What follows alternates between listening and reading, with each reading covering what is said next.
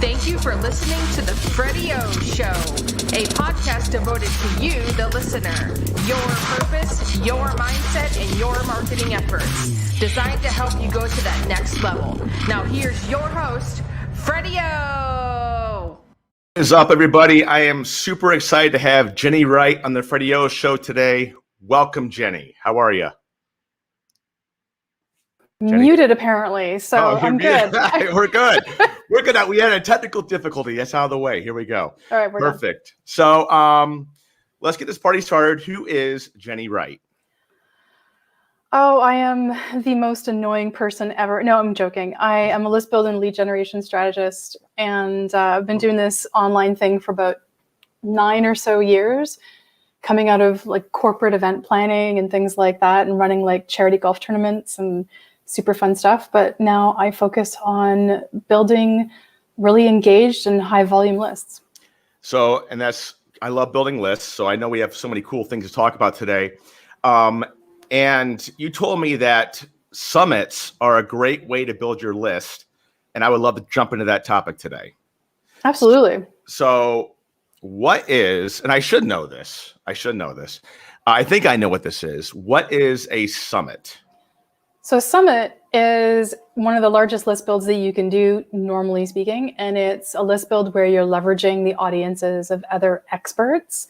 So you're doing almost like an interview series with 20, 30, sometimes even 50 experts, mostly pre-recorded.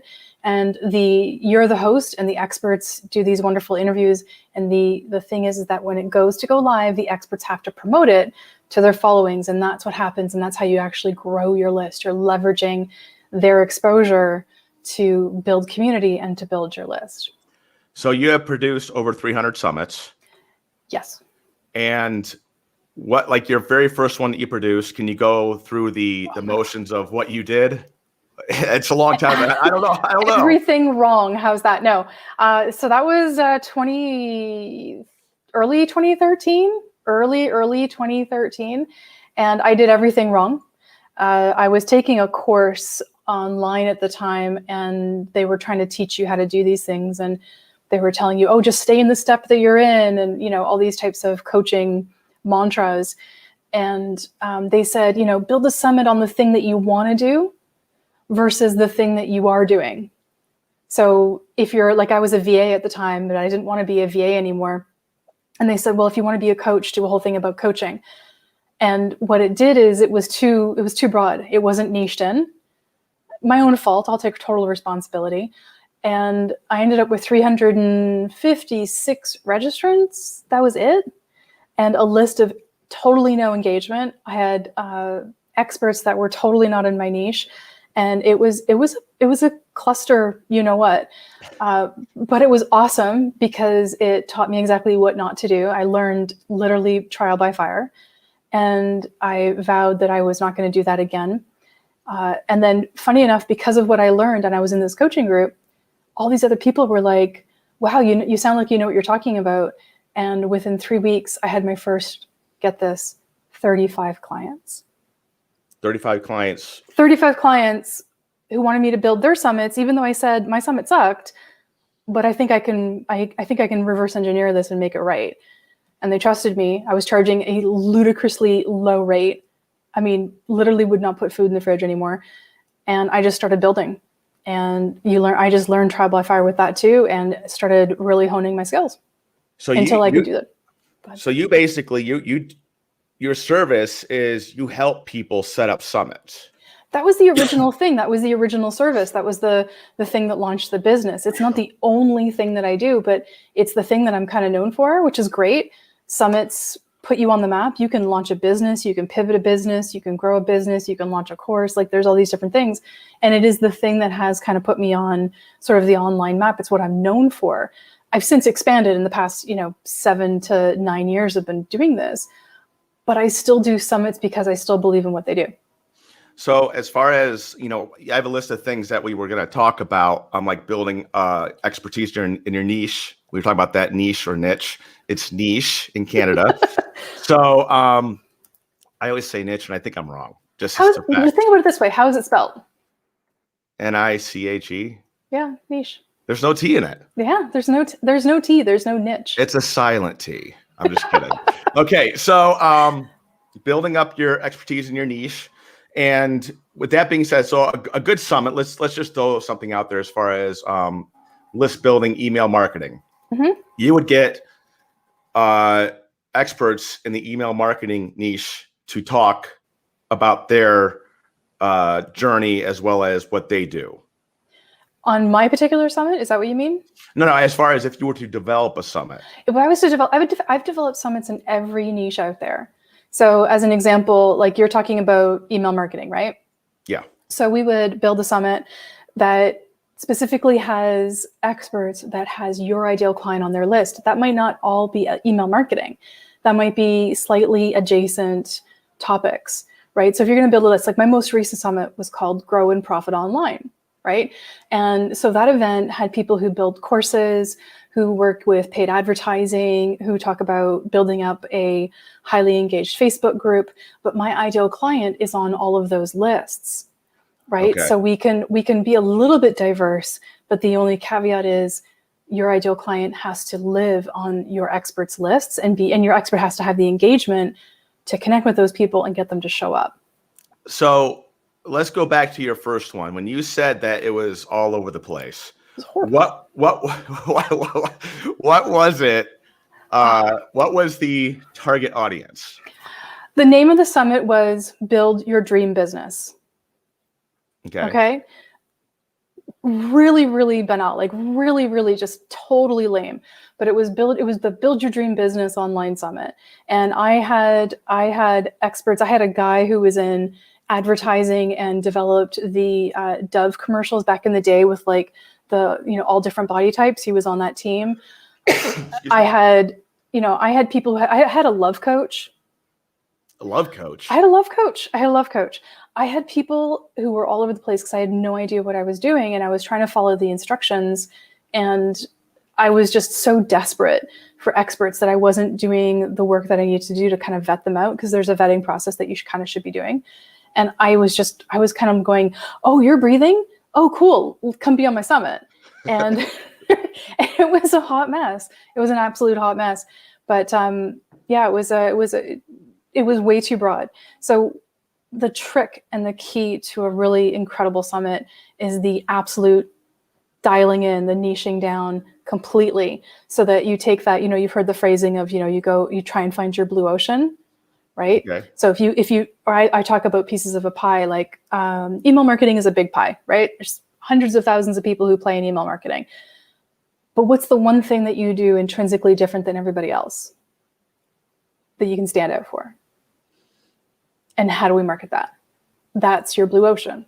And so we would build a summit around that with that kind of like a title that fits only around that one thing. And then we have experts who can support that being in there. Now, as far as the experts, how do you go about, like, obviously networking and putting yourself out there, but do you like just email them or? So no, there's a really cool way to get in touch with experts and find really good experts. So what we do is we create a call for speakers page. So we'll create a landing page. It's like, hey, this is my really cool summit. Check it out. I'd love to have you, if you fit into the following categories, A, B, and C, you're a total fit for this event. You can apply here. And there's a button that goes to a Google form and they can apply to be on your summit. I post that everywhere. All of the Find a Guest, Be a Guest Facebook groups, the Connection Hub Facebook groups, the this and that Facebook groups. I post it on social media, right? So that gets me a group of people who are interested in being on summits. But then I've also got my list of people, my wish list, like my please, oh please, could you be on my event?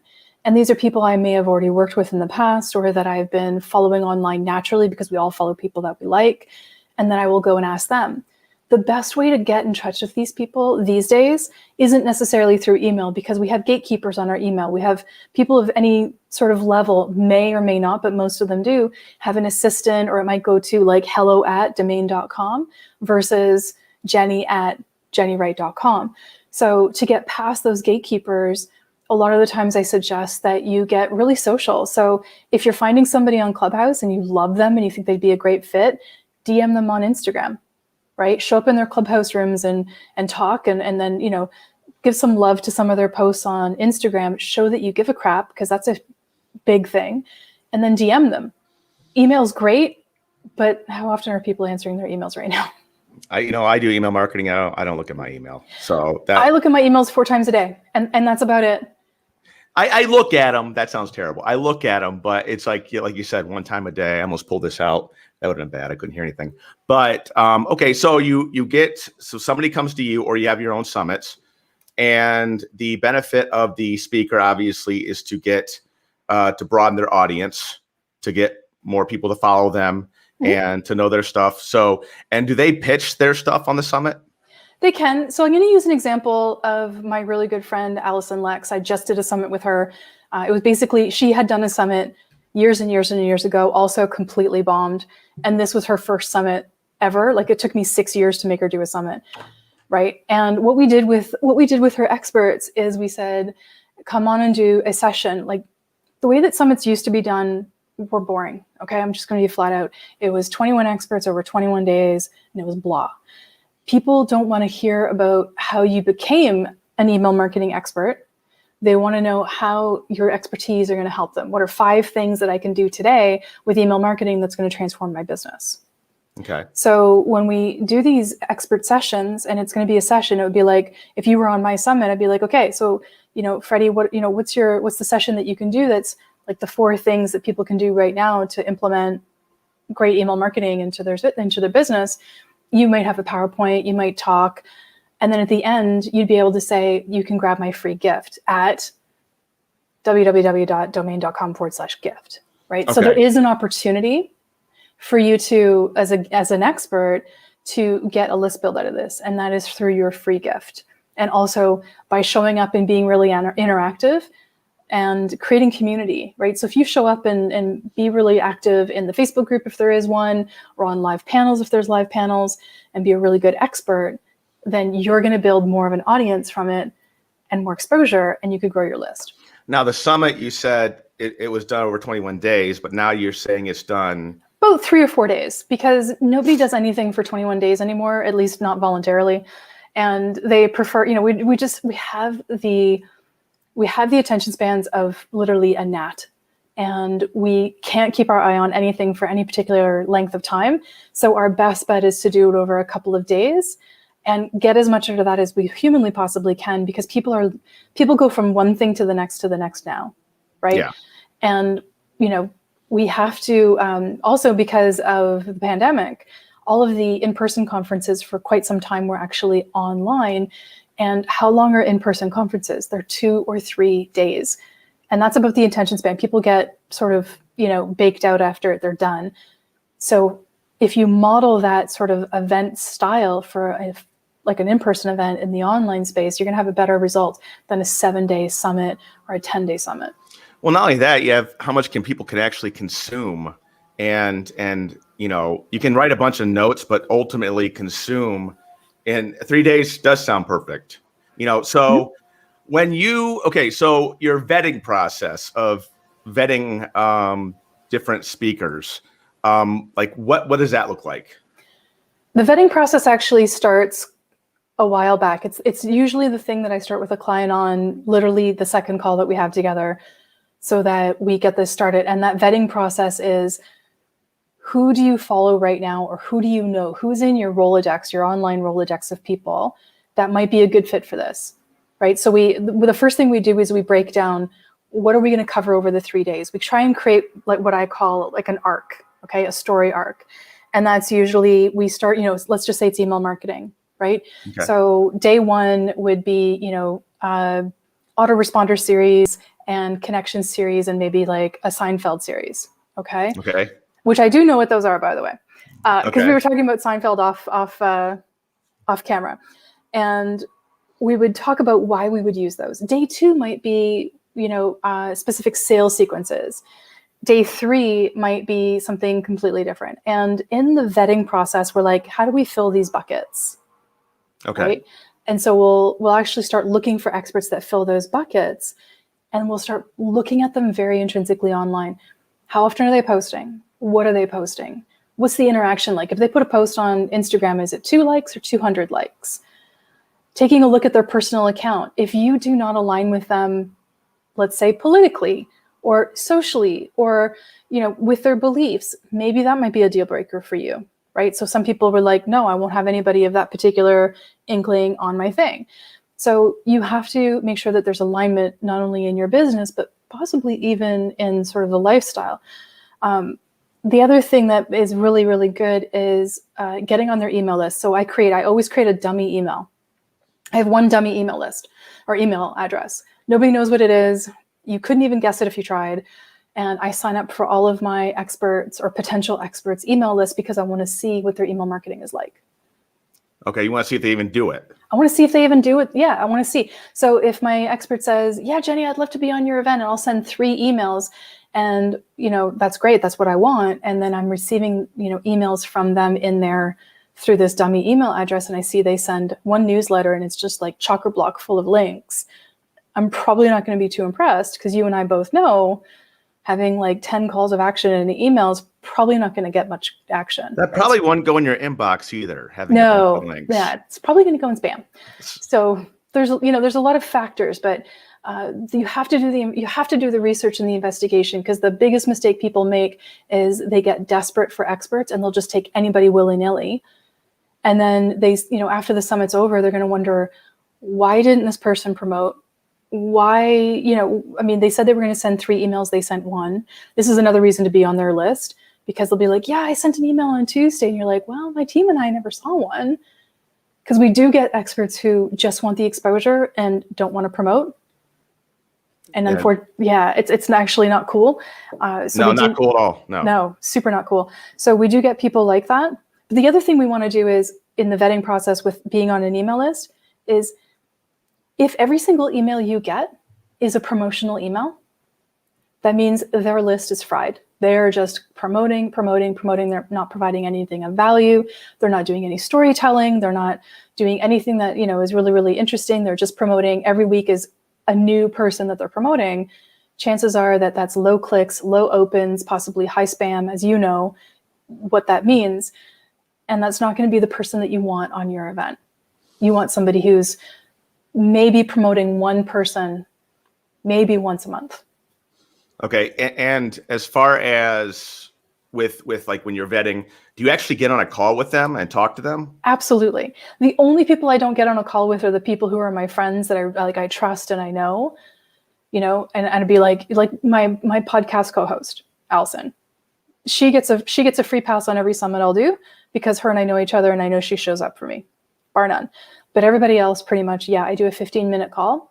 And that's for a couple of reasons. One, it's the precursor call to make sure that the audio and the video is correct, right? So that's usually my premise of having that conversation. Additionally, it is also my opportunity to make sure we're in complete alignment for the promotional aspect of the event. Because if you don't promo, you don't play, right? You're not on my thing. And I tell that to my clients as well. And the last thing about it is to make sure that there's an understanding and alignment on what they will be talking about, what they will be teaching, or what they'll be sharing. And we just come to a consensus on what all that is. And I take notes and everything like that. And, as long as we're in complete alignment with that, boom, okay, done. I give them the link, they book their interview, and we're off to the races. I've said no right on the 15-minute because it's not a good fit. I say it nicely, of course, and most people can be quite courteous about it and just saying, I don't think this is a really great fit, and I wish you all the best, and let's stay in touch.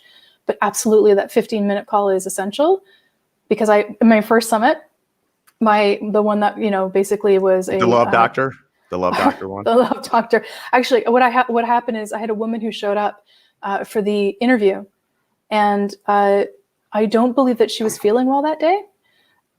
However, I also believe that she was heavily medicated. She wasn't able to form a sentence. I don't know exactly what the issue was with her on that particular day, but she just wasn't able to formulate what she was trying to talk about. And the audio was bad, the video was bad. It was really dark in the room, and I was just like, I felt powerless. I felt like I had to accept the interview. Whereas now, and what I would tell my clients is, look, if it's not the right look, feel, and you don't feel in alignment, and maybe that person's, experiencing some unwellness at this particular point, this might not be the right fit at this particular time, kind of thing, right? So it's having to empower the client as well to make the right choice. Does that make sense? Yeah, oh, yeah, absolutely. Well, it's funny that you say that as far as the right client, because this is all on me, but I had the same situation happen with this show, and I still posted it because it was actually a good interview. It was very insightful. I thought he was a like networker, relationship builder type in that sense, and he wasn't. He was a intimate relationship builder. So I'm on this call and I'm like, okay, let's go. And we just talked about, and because you know what, no matter what, when you do online business or anything, your relationship at home needs to be good as well. Sure. So I kept it, and we talked about different things. It was very insightful, but it definitely wouldn't have made the summit. Sure, it wouldn't have been on brand. Especially if you were running the show with that. So well, and that's another reason why we have a speaker forum.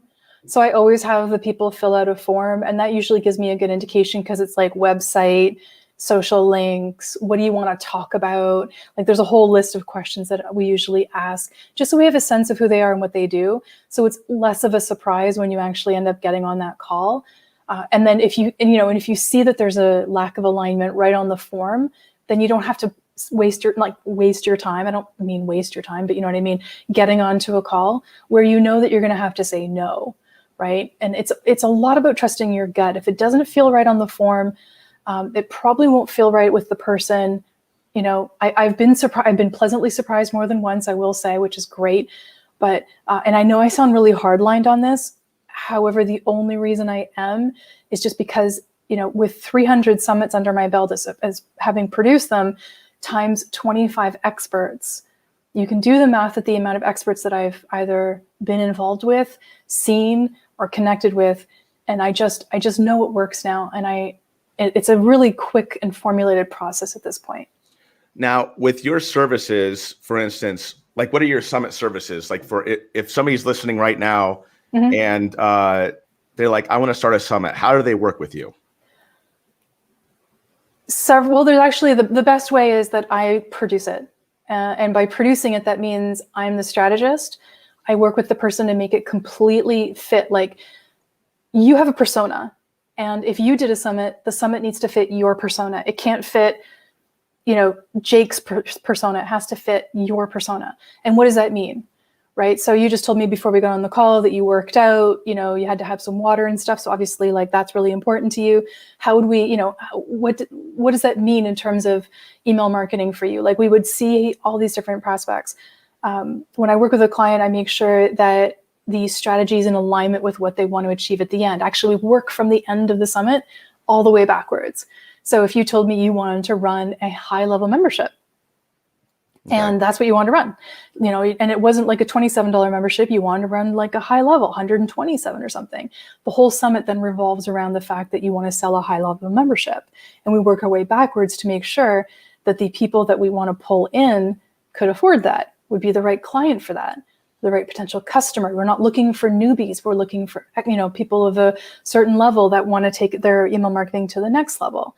Maybe you want to run a certification program. Well, then that might be for noobs, right? Like from brand new people doing email marketing. What would that look like? And then the whole summit revolves around that. It's two completely different things. So that's where my brain comes in. Having done as many as I have, I know where we need to go and the direction we need to take. Then it's like, let's just say your superpower is copywriting. Okay. You're like a super amazing copywriter. Then we would basically insinuate into the summit different levels of your copywriting. And if you're really bad on video, let's just say you were horrible on video, we might like mitigate how much video you were on, but we would up the ante on the amount of copy to overcome that, or vice versa if you're really good on video, right? So it all plays off of you. And then we create a custom VIP package because you want to make money off of this thing. We want to make money off the back end with whatever we're selling, but right on the summit, we can make money from what they call a VIP or all access pass. And everybody makes these things formulaic, and they shouldn't be. They should be incredibly singular and fit you like a glove. So that might be 30 days of free entry into your into your membership.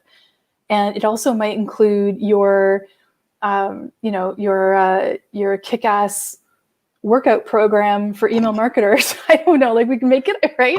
Boxing workout. Yeah, right? Like kickboxing or boxing workout for email marketers. Like we build it around you so that it feels like you and it doesn't feel like somebody else, and it's not cookie cutter. And people go, yeah, I really want to get to know this guy. Yeah, I really like his stuff. If this is what he's doing in his VIP for $47, then yeah, I'm going to take the bump, and I'm going to spend another $60 on a bump. And then, yeah, I'm totally going to join this membership because, and it builds and builds and builds.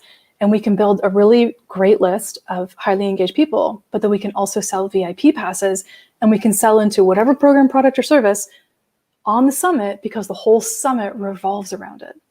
So the summit itself, is that a free thing or is that a paid thing? The summit to register is free. Okay. I've done paid summits. Please don't do a paid summit unless you've got the list to support it. If you're just starting out and you have no list and you want to charge a summit because you have, again, I'm straightforward. If you have an ego that everything you should put out there needs to be paid, don't do a summit. Focus on something else. But a summit should be free. It should be completely free to register. They should get access to the interviews, but they only get access for them for a certain amount of time. 24 hours or 48 hours is a good example. The VIP is your option of creating some income from that, right? So it should like be free. the replays. Yep. We create a bundle. We create a bundle, a VIP bundle, actually. And you do all this? Yeah, absolutely. And I do the tech and all the back end on it. And do you do the actual interviewing of the people? No. No. That's done by the host. The host. So think about it this way. You need to build the relationships with them because one of the biggest things that you get from the summit, aside from the list build, aside from the VIP sales, aside from selling your program, product, or service, you create relationships. You create relationships with your experts and your registrants. You need to be front of house. Okay. You are the actor center stage. I am the producer behind the stage, making sure all the lights and the curtains all happen. That's how it works. Yeah. You're the director. I'm running the whole show behind the scenes, and I'm project managing it, and I'm making sure everybody shows up where they need to be. You are front of house. There's a lot of work on the front of house. Don't get me wrong. You still have to be like hostess with the mostest, and there's a job that goes with that. But the back end stuff gets taken care of, and the strategy is something that we create together. And, I get right in the business, and I'm usually working with a client, usually for about 4 or 5 months to make all this happen seamlessly. People can run summits. There are people out there who are like 90 days, you can get your whole summit done. But are you really doing it effectively? Probably not 100%, because you need time to have the right experts. You need time to have the right strategy. You need time to have the right product up the back end. The worst thing you can do, which is what I did, is build a summit and have nothing to sell, and then you let the list go dead. I didn't email my list after my first summit for 3 months because I didn't know what I wanted to do. Yeah, I was going to ask you, why is that? Usually people, when they don't do that, they're like, I don't know what to write. I had no problem with the writing part. I was a ghost writer, for God's sakes. Like, I knew what I could write, but I had nothing to offer, and I felt like a fraud, right? And the first time I sent an email, I lost half that list. Really? Because I made an offer. I said, hey, Jenny over here, VA who does summits, if you need somebody to help you with, and I had this laundry list as a VA. I had a laundry list of things that I did, was like 25 things long. And it was just, everybody was just like, I didn't come here for this. I did not come here for this. I'm out. And they went on to the next thing, and the list was essentially dead. And, I had nothing to offer them because I had no packages, nothing. And in the time that it took me to figure out my packages post-summit and then email them about them, they'd already moved on. And the thing that a lot of people don't realize is what you just said, as far as having that issue, everybody's gone through. Sure. Everybody's, struggled with it. So I want you guys to make sure that you visit the show notes to learn more about Jenny and how she can help you in your business, and maybe even set up a summit for you. I'll have all the links in there. And I'm going to tell you something. I'm intrigued. I think it's pretty awesome. And you're a great interview, and I would have you on my summit. I just want to tell you that. Thanks. Thanks so much. I love that. And actually, there's a couple comments in the Facebook on the live, which is great. So, oh, really? I haven't looked yet. Let me see. Hey, everybody. Look at you. You're answering it too. Nice. Well, back to it. Are you ready for the super fast Q&A round? Absolutely. Okay, here we go.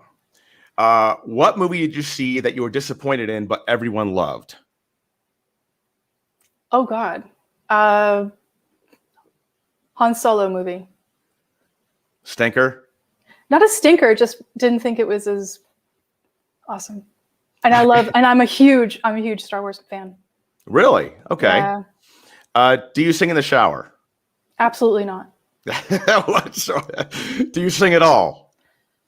No, not anymore. Okay. What's your favorite emoji? Smiley face with a heart, like the heart Okay. eyes. Very cool. Favorite episode of Seinfeld? I know we talked about this. It's the puffy shirt. That's a classic. That's yeah. a classic. Why did he wear it? Because she was a low talker. Yes. It's such a good one episode. Okay, and last but not least, Jerry, Elaine, George, or Kramer, who would you want to have as your neighbor and why? Oh my God. Jerry, because I'd be able to go in and grab some food and hang out. Okay, you're the first person ever to say Jerry. Usually people say George, which makes no sense whatsoever.